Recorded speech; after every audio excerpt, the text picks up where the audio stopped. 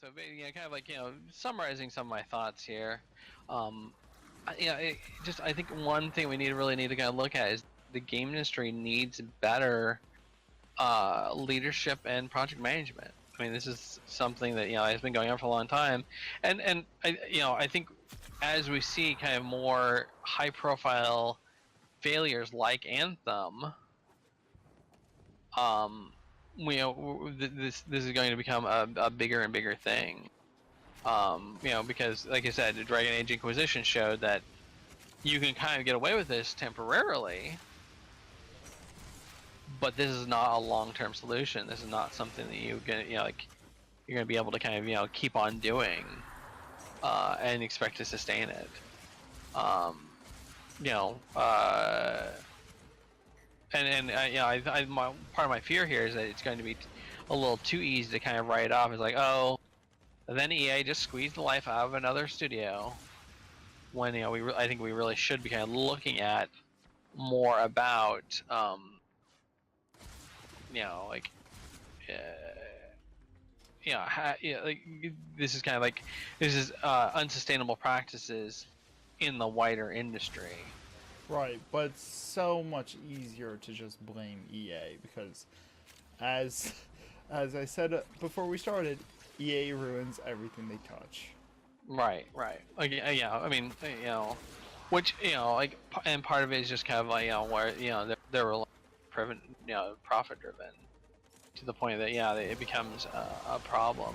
And I think again, I don't want to say that the management is just idiots that should be doing these simple and obvious things. I mean, project management in normal software is tough, and in games you kind of have added on top of a lot of this stuff. The issue that it's really hard to kind of like figure out what's fun essentially. Mm-hmm. That reminds me of that just reminds me of PlanetSide 2 when it was in beta. Mm-hmm. And people were complaining about it not being fun. It didn't feel like PlanetSide 1. Right. And that's what, everyone playing the beta was from PlanetSide 1. Right. And the developers, like, counter-argued, sorry, but we can't calculate for a feeling. Right. It's just like, well, okay. I mean, and like again, not to forgive that kind of attitude because like I think there's something to be said about like understanding if you're going to be running what garbage, if you're going to be running if you're going to be running a service like that, if you're running a beta where you have players come in, you kind of want to listen to them.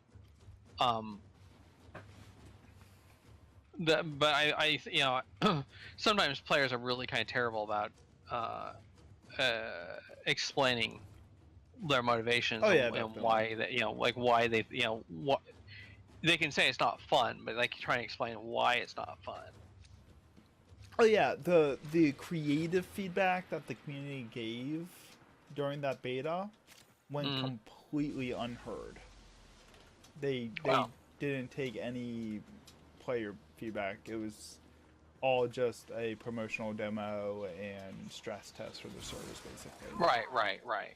And and to be fair, like players are not professional designers, so you can get a whole lot of like oh, you guys should totally do X, but kind of ignoring the fact that X wouldn't fit in this game, or they were explicitly trying to avoid X because they saw it didn't right. it led to undesirable behaviors in other games or whatever, like No, I get it. It's just I always thought that was interesting because they would say, oh yeah, we love to hear your feedback, we love to hear what ideas you guys have, give them all the feedback, all the ideas, and they're just like, nah, we're good. Right. Well, again, I mean, this is they were most likely saying that because that's expected what they're supposed to say. Yeah. We value your feedback. Please pretend you're a game designer and give us you all are your great a valued ideas. customer. Please hold. Right, exactly. It's that type of thing. Like, thank you for testing in our stress test. We need as many warm bodies as possible.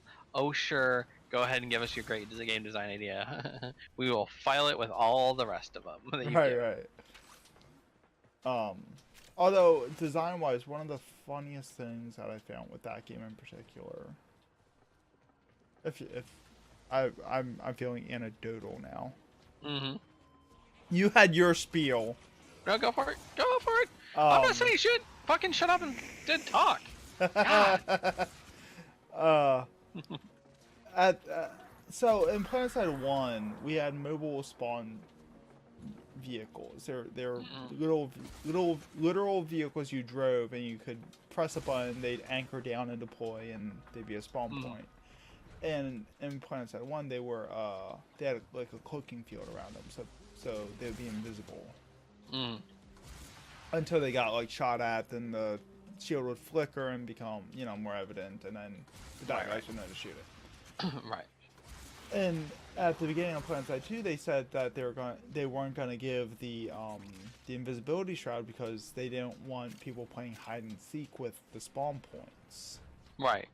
Because that's how it worked in PlanetSide 1. But then a year later, one of the unlockables for the AMSs was an invisibility shield because we changed our mind. Well, I mean, again, like, and I've said before, like, a lot of times, design, it's really hard to kind of objectively to, measure a design. Right. Like, and so, they might have been based on some feedback from people who, like, no, like, this is the least, this is our least, this is the least fun part of the game for us, is hide and seek. Right. But, it's completely within the idiom for players to kind of like complain about. Oh, I hate this. Why did you remove that? Right.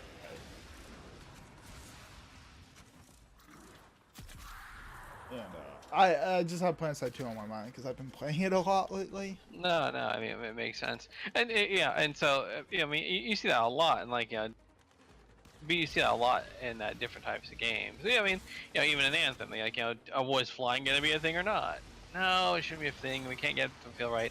Oh, but we really need flying because that helps sets it apart.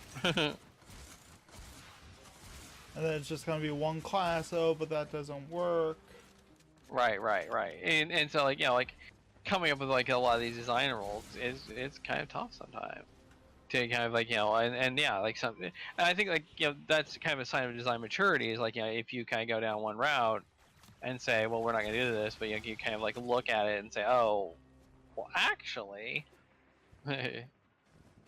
maybe that wasn't such a bad idea in the first place. And then they did a bunch of weird things like that.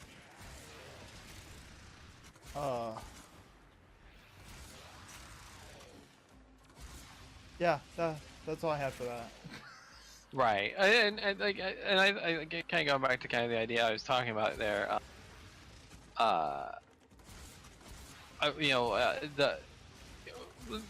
The way a lot of companies churn through employees is like super toxic, because it becomes easier just to churn through people, churn through employees. What is all this garbage?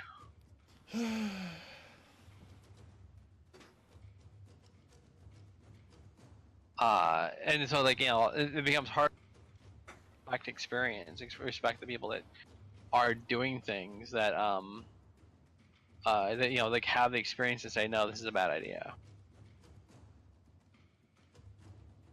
You don't agree with me, you're fired. Right, exactly. And then like, again, mandated crunch is always bullshit. Like, trying to kind of dress it up as bullshit, like, oh, it's teamwork, it's hanging in the team, it's or like, what BioWare put it, it's magic. It's the BioWare magic. Like, like, anytime somebody's trying to dress something up as magic, like, that's a warning. This is someone may be trying to sell you shit that you don't want to buy. Spiritualism. I mean, what? Where'd I go? Wait, I'm back. Sorry. Had a little flashback, did you? Right. And so yeah, it just yeah, it's just frustrating. You know, like especially as I'm getting older, you know, like it The gets more more and more jaded. frustrating. Yeah, I mean, well, it just gets more frustrating to see like the same shit, you know, being peddled over and over again. Right. You know, seeing people basically essentially being forced out of development, game development. Like, you know, people who like really legitimately want to do like a creative endeavor, just see them squeezed out because, well, you know, this is the way we've always done it, and this is the way that's profitable, and you know, this is going to make, you know, get me my my executive bonus. Yeah, like I can only imagine with the crunch because I just keep thinking like if I had an external force saying you have to stream X number of hours, well I do kind of have Twitch does that to me, but you have to edit X amount of videos in X amount of time, I probably have a mental breakdown Right. like really Well, easily.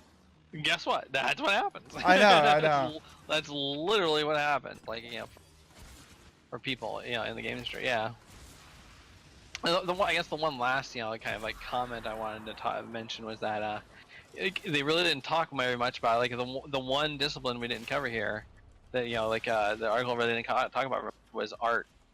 Mm. I think that's interesting. It's potentially very interesting because, you know, I'm wondering, you know, was that like one of the things that, you know, actually went well? Like, like did the artists have good tools? Did the artists have good time? You know, Well, they did where, you say know, that they were able to pretty things up pretty easily.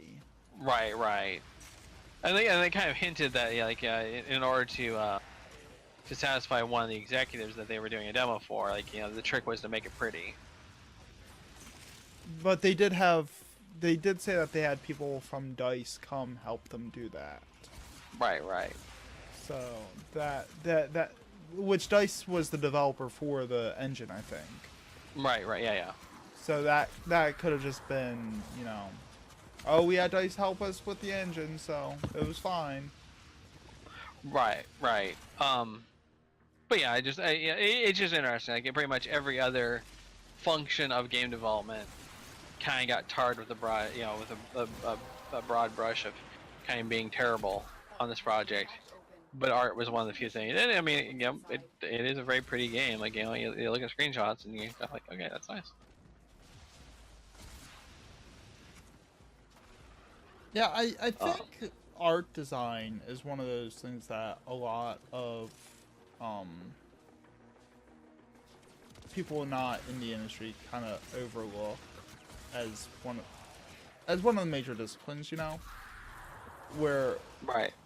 like I personally hadn't really thought about how much effort goes into the art design for Final Fantasy 14 Right. until what was it, the Paris Fan Fest where they had the art director on the panel. Right. And she was going through like the process it took to design a bunch of the characters Right. and just like her talking about her step-by-step process, you go, oh, there's a lot of like intentional Right. effort put in there that I never realized. Right. Yeah, I think that, you know, like, you know, there is a specialist audience of people like Dejara who like to, you know, you know, understand how the sausages are made. But I think, you know, for a lot of people, like, you know, games show up and they don't care. Like, you know, Right. like the idea that, you know, like, you know, and not to be too cruel about it, but just the idea that, um, you know, people suffered in order to give, you know, to bring you this. Well, okay, well, And out of they're this suffering one, for it. and out of this one version, there were 100 that got rejected. That had an Right. equal amount of time and effort put into. Like I don't know. Like I'm not a super artistic person, but if I had to make like 100 variants of one thing, just have one picked, I would lose my mind. Right. Let's go. That's just me.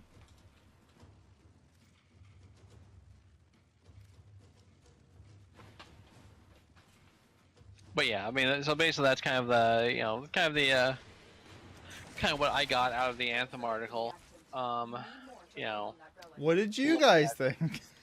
yeah, looking at the looking at it through a game development lens. I think that it was one of those things that um yeah, I think that like I said, it's really interesting to kind of see where things went wrong. In addition, and like I'd love to be able to do kind of what Jara's, or what also went right, but like unfortunately, we really don't have that data. Or the game. Right. If you like to donate a code of the... No, I'm good. Right. Nah, it's just like Anthem just never really popped up on my radar, personally. Yeah. Jara makes a good point, is that, MMO players eventually understand that to keep their favorite game alive, it helps to understand the process. Yeah, I mean, like MMOs, and I think the other thing that kind of helped with MMOs and a lot of online games too is that you have a group of people, a group of fans that are already connected in some way. I mean, this is one of the things we talked about with MMOs, kind of in potentially a negative way, was that people, the players, if they had a problem, they would go and talk to each other. These especially in the early days of MMOs, these were internet savvy people that would these are internet savvy people basically who hung out in forums and were on chat and all that stuff. So What's a forum? I'll tell you when you're older. Got him.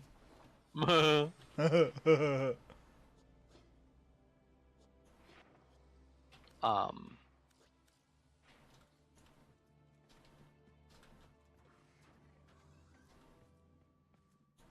Yeah.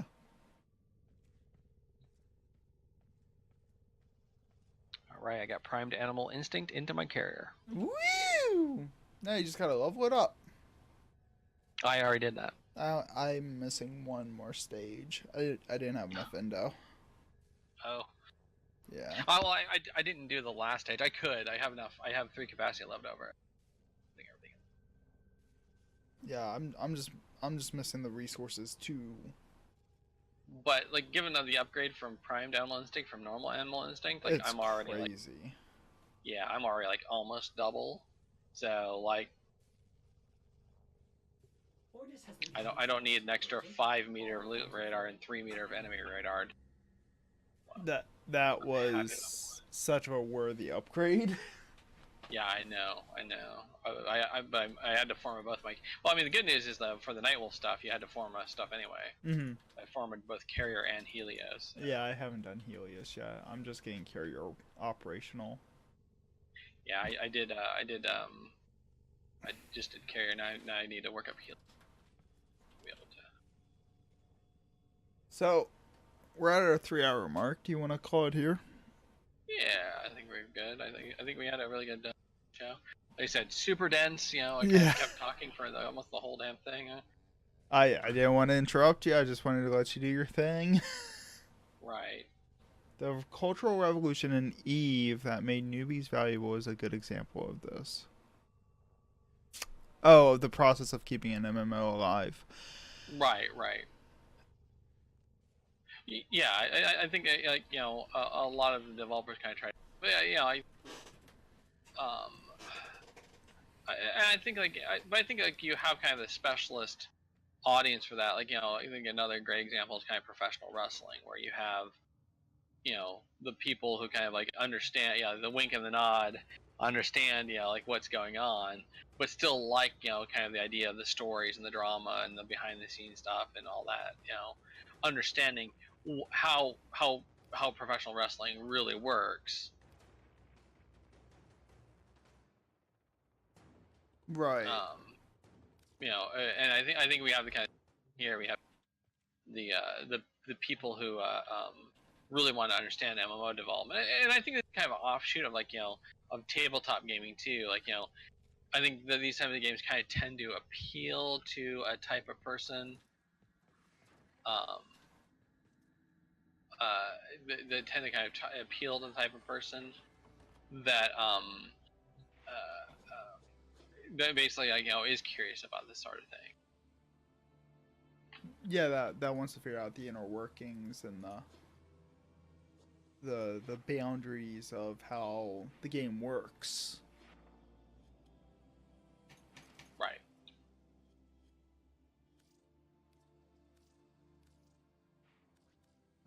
So yeah, I think it's safe to call it here.